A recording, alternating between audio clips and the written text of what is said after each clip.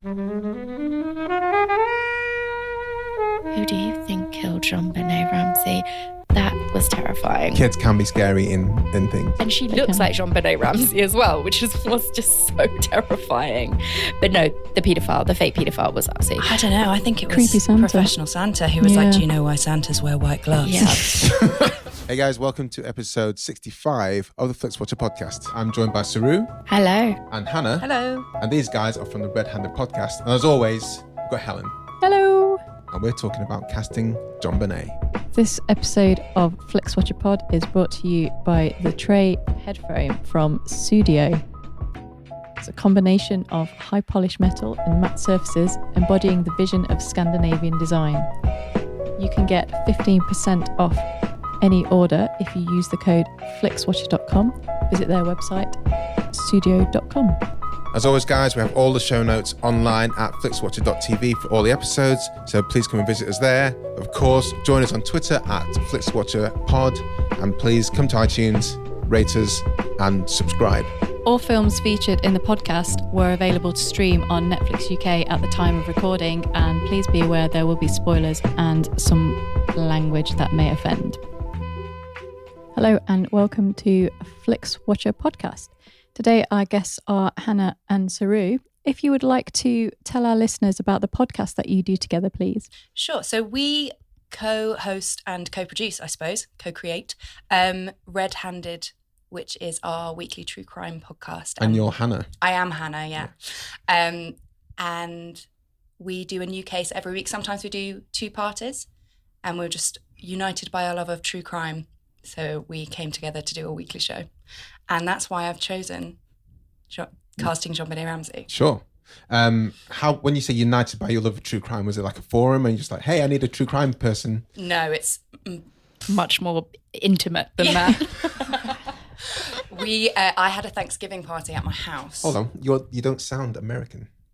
No, I'm not. I had one American flatmate who had his entire American family over in my very small flat for a week, which was a nightmare. But we had a Thanksgiving, and a school friend of Saru's was staying with me at the time, and he invited Suruthi to come to the party, and we drank quite a lot of wine and discussed the case of JonBenét Ramsey. Okay. Over a group of very confused looking Thanksgiving guests who didn't really want to talk about the murder of a 6-year-old child over their dinner. There were children there. There were children there. That's true. Not your age. Yeah, it was kind of like her. Look at him. Could he wield a torch and kill a girl? I think he probably could have done. Or at least smash up a watermelon. Exactly. Yeah. So that's how we met, and we sort of jokingly said, let's start. Because we also found out that we were both podcast people, which, what was it, like nearly 2 years ago? Yeah. Quite rare, I think, to find someone who listens to the specific podcast that you listen to. Okay. Absolutely. And it's like one of those drunken moments where we were just like, we should hang out, we should do this. Kind of like how we've ended up here with you guys after we met at the British Podcast Awards. Absolutely. Yes, you were nominees, weren't you, at the Podcast Award? As we keep yelling at people, we were in the top 20 listeners' choice for the British Podcast Awards. But yeah, it was just one of those things where we were like, we should do this. And I was like, I will never see that girl again. And then we ended up, now we are 10 months in running a true crime podcast. Yeah, we went on a friend date. We went to the Blind Beggar on the Mile End Road on a Sunday. Where the Cray twins did a lot of their killings. Yeah. Very fitting. It's meant to be.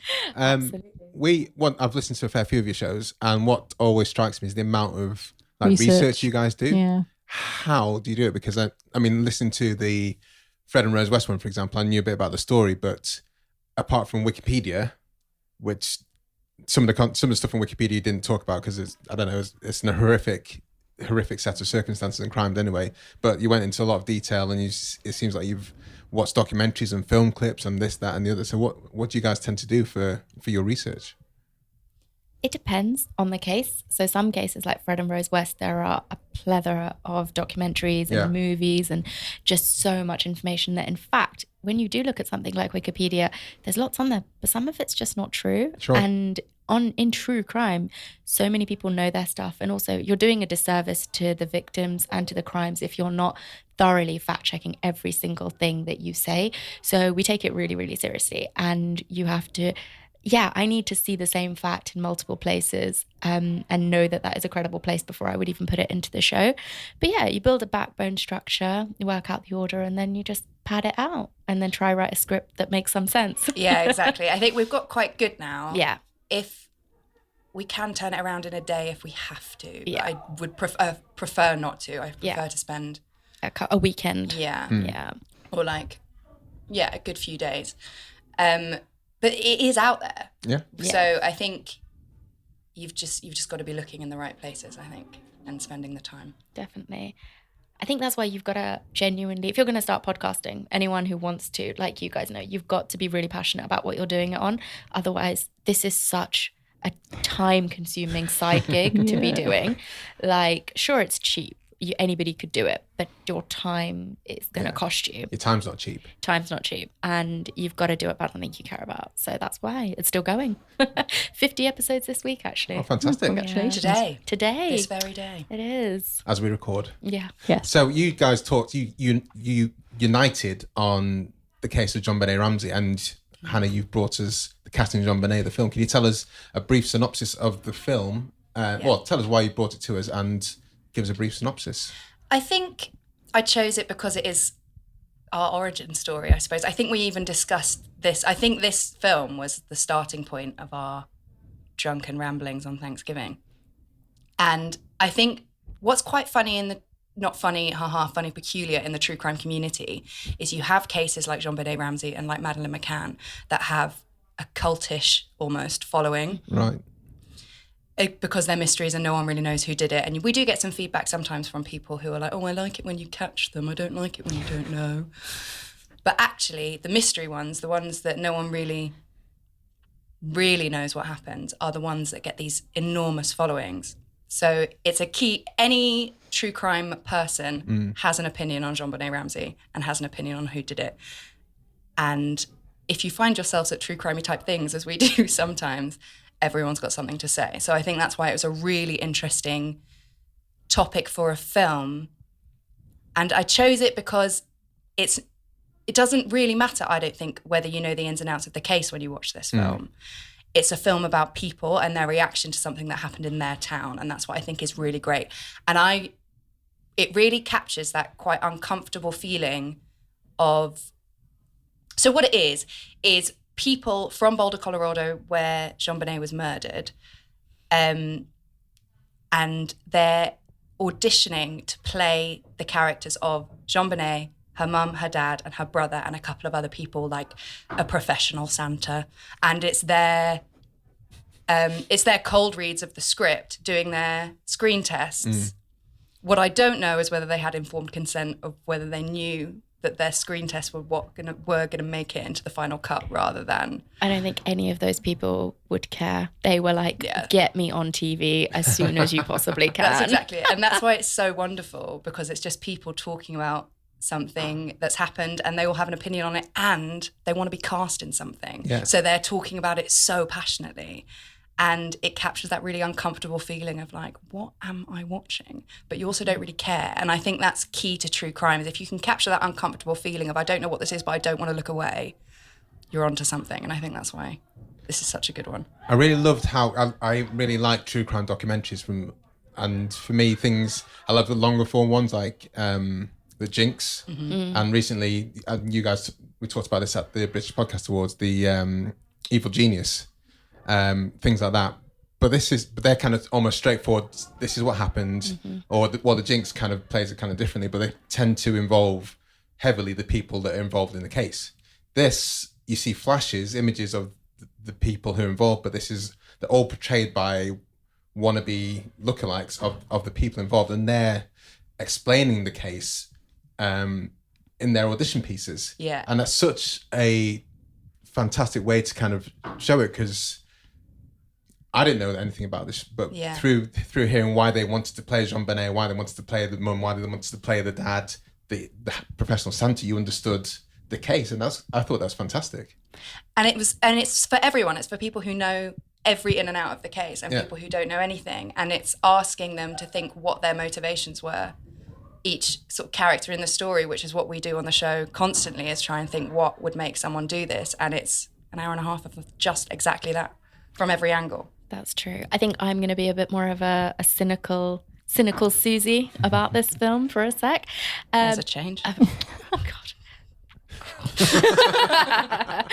No, it's I enjoyed it, and it's really different. Exactly what you said. It's in between that kind of documentary, true crime, gritty documentary, and in between like a dramatization or movie of a crime that's occurred. It's somewhere in between, and it's very abstract, I thought, from what they're trying to achieve. And I get they're trying to make comments about kind of the exploitation of true crime, because lots of people do have an issue with that. And of course it can be an ethical question when you are turning true crime, which is just so popular. You cannot deny it. No. If you make a movie or a series or anything about true crime, you're going to have a following. No matter, like, even if it's quite badly made, people will probably watch it.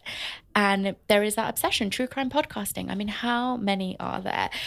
And touching upon the kind of exploitation of that, and is that ethical and is it right? I did get that, and I thought that was really smart. On the other hand, some of the people, because they're not all professional actors. I don't think any of them are. I don't think it would even make a difference if any of them were. Well, some had been in things. Yeah. Which is the question. Which is the question, isn't it? I'm an actor. What have you been in? Yeah. And none of these people probably in anything noteworthy. I think it's more just interesting because this totally solidified for me. And you know, I'm not even going to apologize if you are an actor and listening. Actors are just some of the worst people in the world. And I know they're talking about the murder of a 6-year-old child, but I was like, shut up. You're the worst. I love how you can just tell when they're being so insincere, but they're like, please get me on this show. It was so fantastic. Some of them were just comical. And I get that the director was also like poking fun at that. She clearly wasn't taking it totally seriously in that moment. But the idea of some of these people are just like, oh, I need better support. I need a better back support. And less my chorus supported. I really can't go to where I need to go. He's my favourite. Was he? Oh my God. My favourite was the police guy who was like also sex education. Oh my God. I'm a part-time sex educator. Okay. As a part-time sex educator, I can tell you those ligature marks would not have been caused by that. Really. And then when he was flinging those whips around, hand me the rainbow, I was like, oh gosh. Yeah, what point was how was that part of the audition? I don't think that's in the script. Why are you bringing whips to an audition? I think it was because they're just trying to make that link of, because so many people think, and you know, controversial opinion, I don't think she was sexually abused. Lots of people think that she was. So here's this rogue sex educator who's going to talk about ligature marks. Yeah. Helen, the first time you tried to watch this, you fell asleep. I did. I mean, I did have the flu. So okay. Fair enough. And I thought I'd missed loads, but when I rewatched it, I think I was vaguely conscious for most of it. But it is really interesting. I think I went into it thinking it was a documentary and then was like, this is not a documentary. This is something completely different. And I was doing a bit of reading reviews, and I really liked this quote from the Guardian review. They said it was a deliberate provocation to the conventional notion of truth. And I think it's kind of really interesting because it is kind of this very strange sort of half fiction, half fact piece of filmmaking with some absolute nutters. Yeah, that's the key thing. And it's really scary how involved they are in something that they're not actually involved in at all, and then how they kind of project their own things and come out with these things like, oh, you know, my son was killed and so I know and I can feel this and lost 2 children and all this kind of really strange projection going on, and you're just like, but this has got nothing to do with you. And the fact that they've all obviously seen that there's a casting thing, and they're like, this is it, this is my moment. Yeah. Absolutely. And I think just to pick up on that projection part, I thought that was really interesting because there's definitely the people who are talking about their own personal experiences and how it related. But I thought the people who were talking about the JonBenét Ramsey case, bearing in mind this happened 20 plus years ago, just start crying. They're crying about it. And I'm like, so they're trying to get on the scroll. I That's know. what it is. Absolutely. Absolutely. I'm just like, oh my God, why are you? Stop it right now. That was quite tough to watch, I think. I also found it quite like deliciously ironic that they spend quite a long time talking about for those people who don't know, JonBenét Ramsey did a lot of pageants, and as did her mother. And there was a lot of speculation of her mum sort of pushing her to do this. And a lot of women in the casting videos are talking about how disgusting it is and how self-involved her mother must have been to put her through this. And then there's like 8 girls all dressed up like JonBenét Ramsey, ready to go and do a tap dance. Like it's exactly the same thing.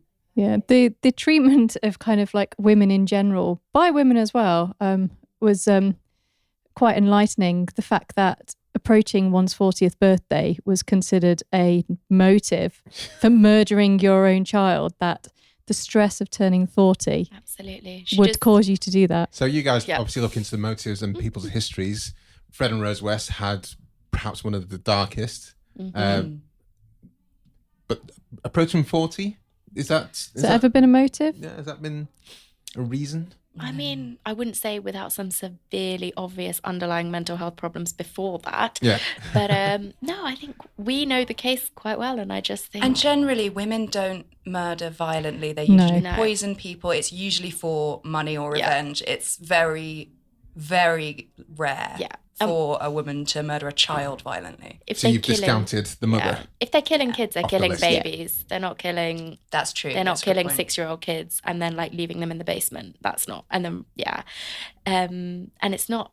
I don't think it's John. It's not John. He looks so broken throughout the whole thing. Did we see John? Or the people playing John, do you mean? You see the photos of John at like the press conference. Yeah. I agree with the kids are playing Burke. It was Burke, the brother. That would explain the ransom note and the reason to keep it hidden. Yeah. I think I've seen like a couple of CSIs where that's what happened. Yeah. They must have actually based it on there. Coming to think of it. Oh. Oh, totally, because it was in her mum's handwriting. And it was from paper and pens they found in the house. You know, and it's like somebody said in the movie, you don't break into someone's house, find pen and paper while you're stealing a 6-year-old kid and write a 3-page ransom note. No. You get out. And it was a very specific amount of money as well. The ransom that they wanted was the exact amount of money. 18,000. Yeah, that he had in his account. That he'd had as a Christmas bonus that year. Exactly. It's hilarious. But no, I thought about this movie though. I did find for all of my criticisms and cynicism around it was it's very visually appealing. Like I thought that was good. It was very like beautifully done. Like the scenes where they're like in the sort of cut out house and they're all walking around and there's like 15 patties walking around. Like I thought that was quite it's a interesting imagery they're using in it. I liked because I one of the things I was checking out was did they know this wasn't going to be a film? I didn't know that was it going to be a film and then they decided it wasn't going to be a film, or was it? I think it must have been. I think Kitty Green knew what she was doing from the beginning. Oh, I thought you meant the people. I think the people didn't know. Yeah, so you think the people thought it was going to be a film and they just said, right, let's have you 15. You walk through the hallway, bang on the door. You can sit there next to a fake JonBenét whilst another JonBenét comes right behind you. Your dad's going to be in there doing this, and we just want to see how you guys react to stuff. Screen test. Yeah. Because that was a nice visual thing compared to, and it's all shot really nicely, especially for a documentary, but it was all really well lit, people looking at the camera, clear and visually striking, like you say.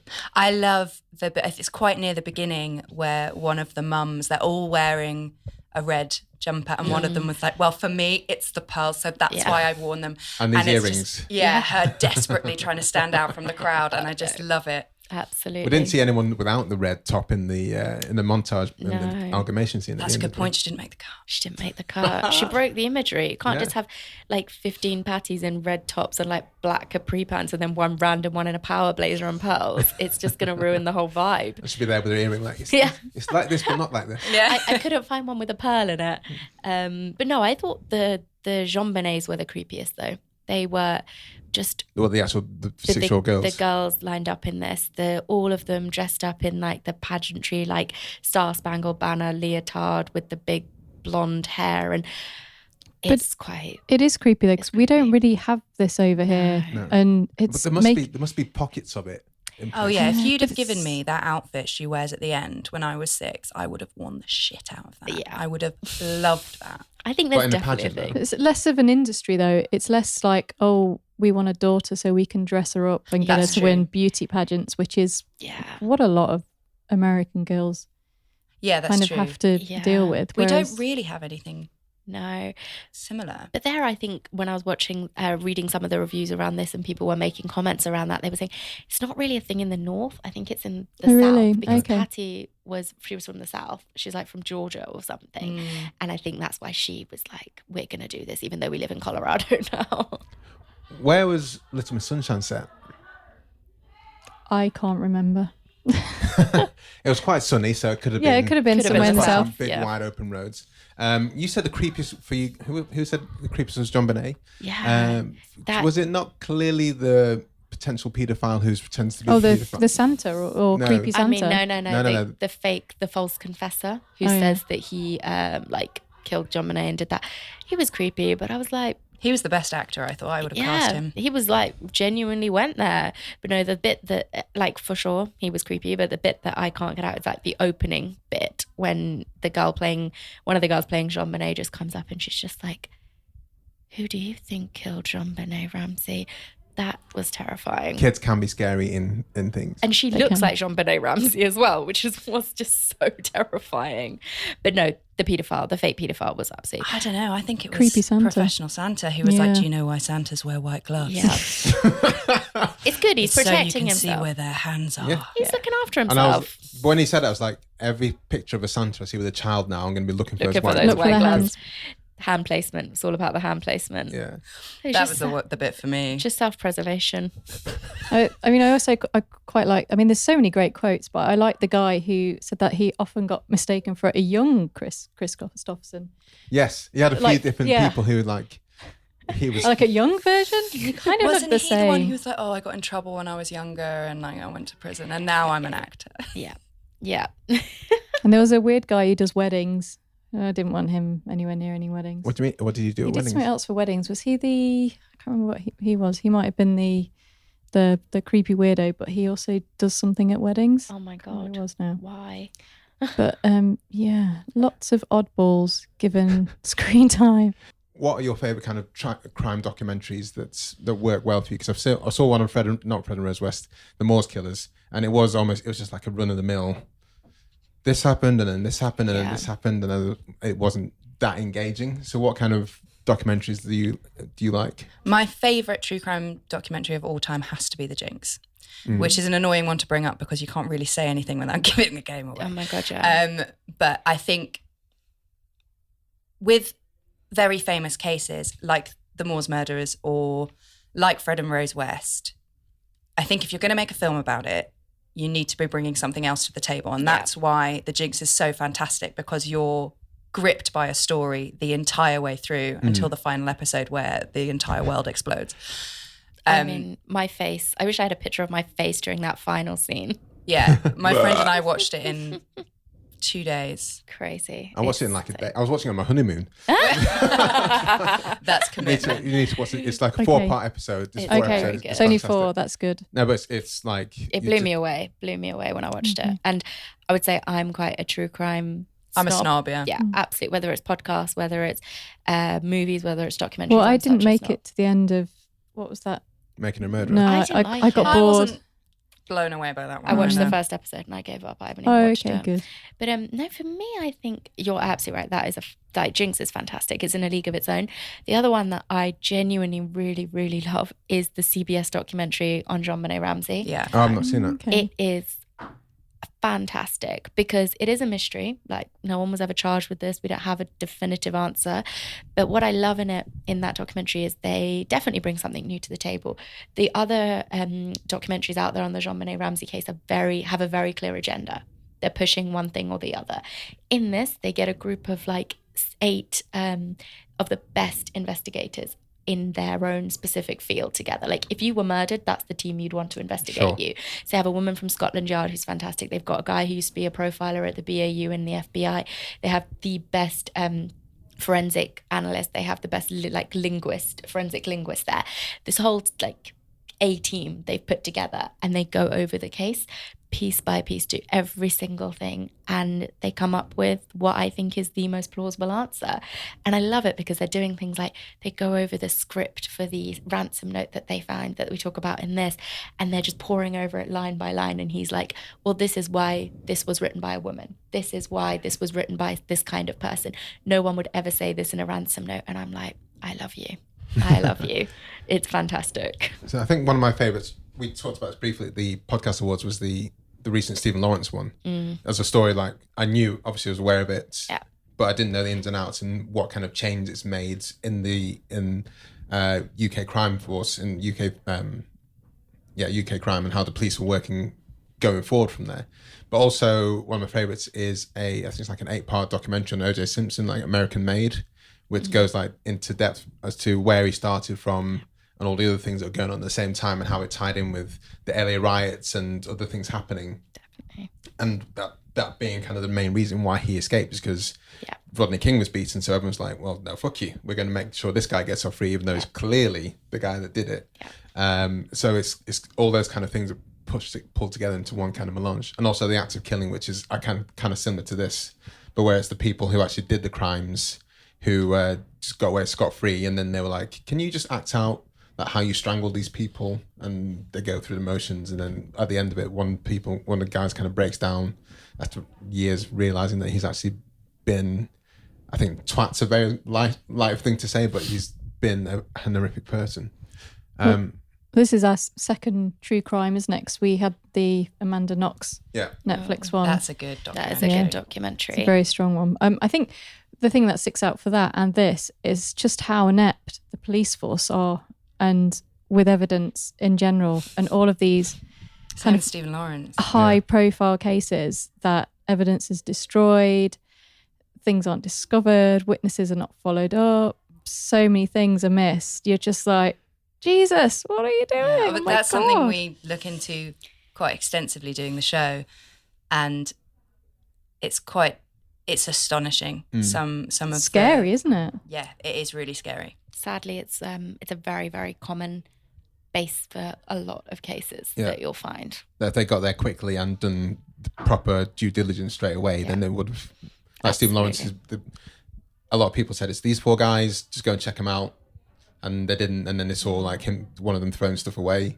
There's so many. Yeah, one of them quite conveniently had a gangster for a father. Yeah, who was paying off all of the local bobbies, and that's why. Handy. Yeah. Everyone needs one of those.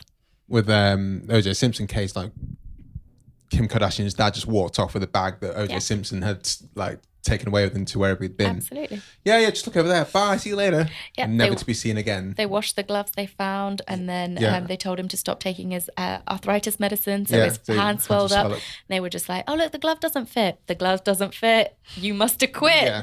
Then you got a rhyme as Johnny well, Cochran just obviously. Like, the rhyme's what sticks when you get into the jury room, into adjudication. Absolutely. I mean, you're not gonna win against a guy who's got a rhyme like that.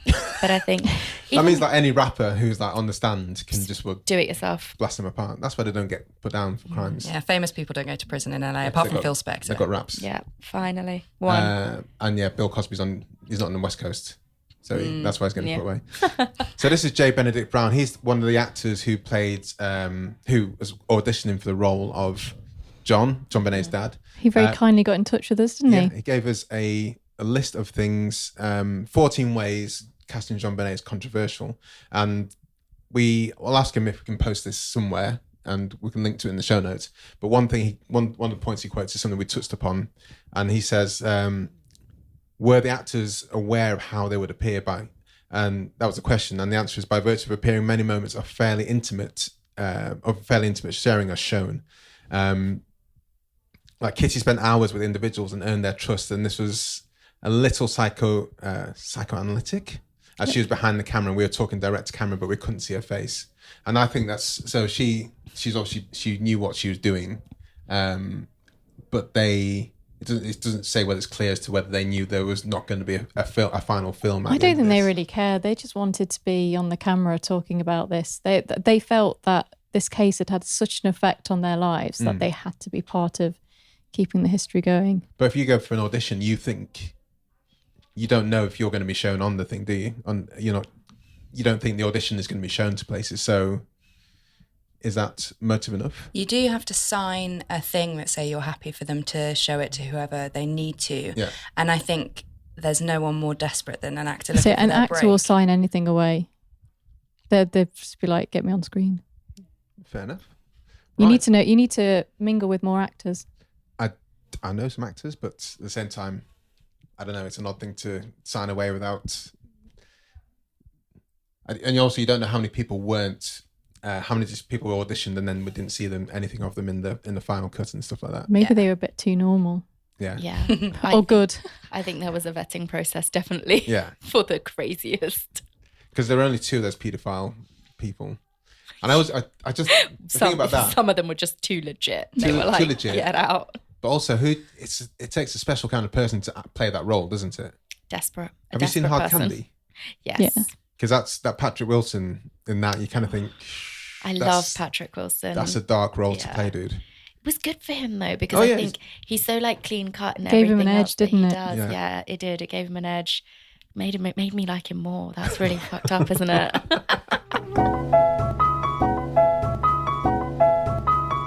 Looks like you've got some new headphones today. Yeah, my head weighs a lot more than it normally does in the morning. Yeah. And where are they from? These are from Studio. These are the Regent brand on-ear headphones, and they're super cool. 24 hours battery life, and they sound amazing. It's all about the sound. Who cares about the battery? I mean, the battery life is amazing. That is true. I could just be listening to Radiohead on loop for 24 hours. I could listen to Blur on loop for 24 hours, and it wouldn't run out. Or like Jay-Z on loop for 24 hours. And they're wireless as well? Or The Strokes on loop for 24 hours. Or anything else on loop for 24 hours. And yeah, they're wireless and connect super simple to my iPhone or anything like that. And you can get 15% discount, Helen, if you go to studio.com if you want to buy some. Ooh. Just use the offer code Flixwatcher, as in our podcast name. That's how you tie it all together in a sponsored post like this. Let's go to the scores, guys. Okay. So we are talking about Casting JonBenét. Hannah, you chose this. So we're going to lead out the scoring with the recommendability score out of 5. How much would you recommend this to people? I would give it a pretty solid 4.5, I think. Okay. Any particular reason why? I just think it's so weird. I can't compare it to anything. And I think I wouldn't recommend it in the same way as like, oh, go and watch The Jinx because it's an amazing true crime documentary. I'd be like, just go and watch it because it's just fucking bonkers. Yeah. Through. I'm not going to be as kind to it. I'm going to give it a 3, unless you can get your hands on some like mind-altering substances, in which case, have yourself a fucking great evening. That sounds absolutely horrible. By the way, you can go to decimal places and stuff like that if you want. If you want to go 4.38. She doesn't care. No, I'm good. I'm going to give it a 3. Solid 3. Helen.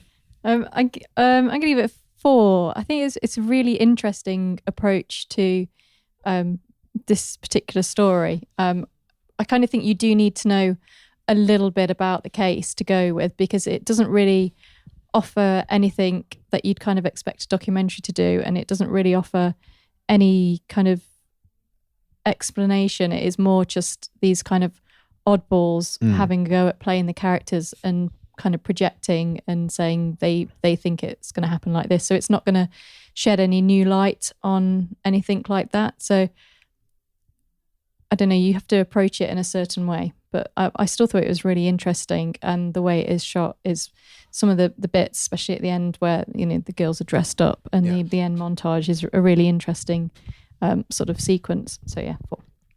I'm going to go for 4.1. Based on what I said, and then a little bit more.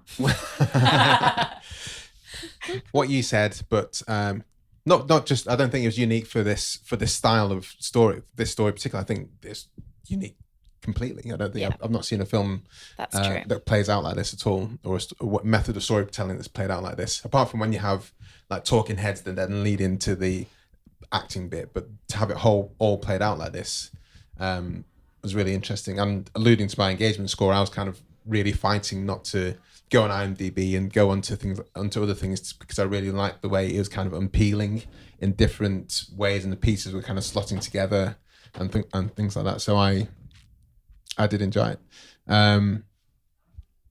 Repeat viewing score. Oh, I feel bad, but I don't think I'm going to give it a particularly high mark. I think I would go for a 3.75. How many times have you seen this? I've seen it about 3 times, I think. Wow. Okay, it's pretty solid for a documentary. Yeah, it's not comparing it to The Jinx again. Right now, all I'm thinking about is rewatching The Jinx. I'm not thinking about rewatching Casting JonBenét. And how many times have you seen that? How many times I've seen The Jinx? Yeah. I've only watched it once. Okay. Because it's a religious experience. Yeah. Okay. It's intense. Saru. I'm going to be even less kind to it, I'm afraid. I watched it once. Don't need to apologise. Sorry, Kitty. I watched it once. I'm glad I watched it because you're totally right. It's very, very unique. Everybody take an hour and 20 minutes out and watch it. But I won't be watching it again. So what is that? If you give it a 0. I'll give it a 1. I mean, you can give it a 0, but no minus scores. 1. Helen. Well, I've seen it twice, so I've got to give it at least more than a 1. So I'm going to give it a 2. It doesn't really, I don't think you'd get much from watching it again. In fact, probably some of the kind of like etherealness of it is lost a little bit, and you lose a little bit of the like bizarreness, because the first time round you're just like, what are these people on about? And yeah, so 2. I'm going to go for 2. I think maybe watch it again, because I think there's some, now I know the case a bit more, now I know what was going on. I wasn't trying to predict to see if this was a film, because I was part of me was trying to think, I need to go and watch this film that they were casting for, because this sounds insane, and it'll be good to see which of these actors made it to the final cut. So it might be, maybe took away a bit from what I was watching, but again, documentaries don't fare that well in repeat viewing. I can't think of many documentaries I've watched more than once. So, but I'm intrigued to know about the was it CBS one you said? CBS one. Mm-hmm. Watch that. That is fantastic. Sounds very thorough. It is. That's the word. So small screen score. Would you like an explanation of this? Yes, please. Yeah. So small screen score is how well do you think it works on Netflix? Would you like to see this? If you really wish you'd seen this in the cinema, then that tends to be like a low small screen score. If you're like, yep, this is perfect for Netflix and the TV or even on your laptop kind of thing, then it tends to be a higher small screen score. But also you can kind of factor in like if you'd wished you'd seen it with more people, so you can kind of see other people's reactions. Or I think I really would have liked to have seen it on a big screen just because of the way it's shot. And I think it was quite controversial at I can't remember whether it was Cannes or Sundance, but when it went up at a film festival for the first time, it was like massive news. It was definitely was in Sundance, but it might have been in Cannes as well. Yeah. I think it still fares pretty well on the small screen. I thought you meant watching it on your phone, which I have done, but probably not for this one. I'd give it a 3.5, I think. All right. Suruthi. I think this is for home viewing, but I do wish I'd watched it with somebody else because I watched it on my own. I think this is one to watch with another person so you can look at each other for reactions. But I don't think it would have added anything to me to watch it on the big screen. I think this is perfect for Netflix. So I'll give it 4.5. Okay. Helen. I'm going to give this one a 5. This is, I believe it's a Netflix original, this one, isn't it? I think they bought it out of Sundance. Okay. Yeah, so it's I think it's really interesting that they're prepared to kind of put money behind this and support this and have this kind of film be made and have their label on it. And it's something that I don't know where else I would have seen it. I certainly wouldn't have gone to the cinema to see it. And I don't quite know, I don't really watch terrestrial TV, but I don't know whether it'd be something that anyone would be daring to kind of pick up because it's a little bit, out there in the way that it presents sort of crime and true life stories. So I think it's really interesting that it's on Netflix, and I think, it's perfect to TV size. What documentaries have people seen in the cinema? March of the Penguins. I still want to watch that. No, I don't think I've never seen a documentary in the cinema. I saw the Nick Cave one, the first one. I don't know what it is. No. How many nights is it on Earth? I can't remember the number now. 10,000? I don't think it's 10,000. It's more than that. Literally a stab in the dark. No idea. But I do think the only other one is like when people thought the Blair Witch was a documentary. Right. Do you remember when they did their viral marketing campaign, which I think is it was just genius, wasn't it? When they did their campaign and everybody was just like freaking out and throwing up and passing out in the cinema because they thought it was a documentary. I mean, it was hilarious. They really did set the precedent. This was recent times. This is 1999. I was like a kid. I was too young to go see it, but I remember desperately wanting to watch it. Sure. And everyone just thinking it was real. But we're talking about this at work today. I just thought it was really funny because obviously coming here to talk to you guys on Flixwatcher, sorry. And we were talking about Cannibal Holocaust and how on that one, the director made the actors go into hiding so that he could really push the fact that it was a documentary because it was the very first, found footage film. Yeah. And then he got arrested because they couldn't tell how he'd have faked those scenes, and he thought it actually killed those actors. I mean, he had a big grin on his face as he was being arrested, for sure. That couldn't be better marketing for your horror film, could absolutely. It? I think I've seen a few music documentaries, the Beatles one, and I've seen the Oasis Supersonic in there for the sound. But I don't think documentaries are my bread and butter when I go to cinema. Helen, what did you say? Sorry, 5? Yeah. I'm going to give it let's give it a 5. Because even that montage bit at the end, if I'd waited all the way through a big screen to see that, it would have been, it's good, but... It's kind of one of those things that cost me 17 quid to come watch that. Yeah, Leicester Square, it's Friday night. It's kind of like one of those Netflix things that, people have discovered and shared the love, and, it's one of those quite unique films that are hidden amongst some other slightly less good choices on there. Mm-hmm. Engagement score, Hannah. As in, how engaged am I? How engaged were you whilst watching it? Were you like checking your phone? Oh, yeah. Were you like, I need to be watching this right now and not be doing anything else? Did you pause it? The first time I watched it, I definitely did a whole way through. Second time, I did a half and half. So I think I'll give it a 4.5 again. Hannah. Sorry, Saru. I think I was definitely like, I have to watch this right now, but mainly because I had to watch it before we started recording this episode. So I was quite mission orientated while I was watching it. But I think had I been watching it without an agenda, I possibly would have been less engaged. So to be fair, I'll give it a 3.8. With a forced agenda. Yeah. Asterisks. Exactly. 3.8. Big asterisks. Yeah. Helen. It's an interesting one. The second, because obviously I did watch it the first time around, and I thought I'd not watched as much as I actually did.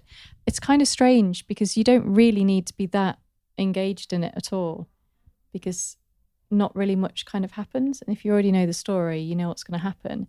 It's kind of when they come out with slightly bizarre statements that you're like, oh yeah, I forgot that was happening. And the white gloves. Yeah. And was it breast bondage? I mean, what is that? I felt so uncomfortable when he was saying that. Yeah, he was really creepy. I love the way as well. He took a phone call. Yeah, it's work. I've got to take this. Yeah, I'll be back in 5 minutes. Sex education work. Yeah. Sorry, it's the dungeon. I must go. Those rainbow whips. Just one. And good Lord. Also with the story, it's really hard not to then start checking on your phone and then getting caught into reading various theories and everything. So I wasn't 100% engaged. So we go for 3.5 on that one. All right. And I'm going to go for, I think a solid 4. Solid 4. Good. Nice round number. Yeah, I don't normally do round numbers. 2, 5 and 4. This is an anomaly. It is. I enjoyed that you put in 4.1. 4.0 though. Just to displease me. To be clear. I think it's good, solid. Like I said before, I think I talked about before. I was trying not to search stuff because I really wanted to see how it's going to unravel. And I was just really pleased that this kind of manner of storytelling, I think, is really insightful and brave. Yeah. totally. Took a Because it could have chance. just been people saying, I want to be JonBenét because I think I look like her. Yeah. So it could have just been a lot of it. I'm sure there were a few of those people and then just went, next. Get out. So that gives us an overall score of 3.57, which I think is pretty strong for a documentary. That's solid. It's pretty good. Yeah, because it just repeat viewing just brings it down. Yeah. Maybe we need to invent a subcategory for documentaries. Yeah, no, I think that's fair because I love The Jinx, but you're right, I haven't even watched that again. So yeah, documentaries is tough. Yeah.